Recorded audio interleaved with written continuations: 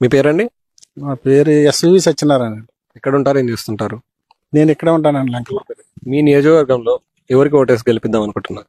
ప్రస్తుతానికైతే విప్పటి వేణుగోపాల్ గారు మాకు అనుకూలంగా అందుబాటులో ఉంటున్నారండి. అయితే ఖచ్చితంగా వైసీపీకే ఓటేస్తాను.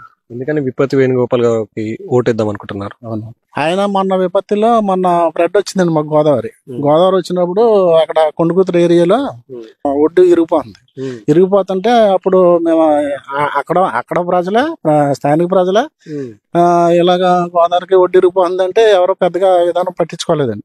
వేణుగోపాల్ గారు వచ్చిండి, అప్పటికప్పుడు కర్ర రప్పించి ఇసుక బత్తాలు రప్పించండి అక్కడ అడ్డుకట్టేశారండి. తర్వాత మా ఊరు అప్పుడే ఈయన నియమించాక మా ఊరు అప్పుడే 3 సార్లు వచ్చారండి. 3 సార్లు వచ్చి కూడా మాకు జగన్ గారు కేకేసి నాకు ఎమ్మెల్యేగా సీట్ ఇచ్చారు.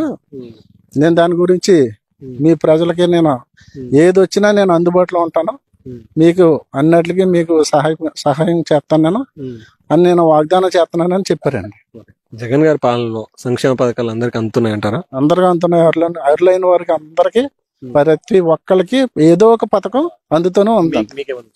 రైతు భరోసా ఉంది. జగన్ గారి పాలన బాగుందా? గత ప్రభుత్వం చంద్రబాబు నాయుడు గారి పాలన బాగుంది? జగన్ గారి పాలన బాగుందండి. మళ్ళీ అధికారంలోకి ఎవరు వస్తే బాగుంటుంది అంటారు? మళ్ళీ అధికారంలో జగన్ గారే కావాలండి. ఎందుకని జగన్ గారు? జగన్ గారు అంటే ప్రతి విషయానికి తోడు నీడగా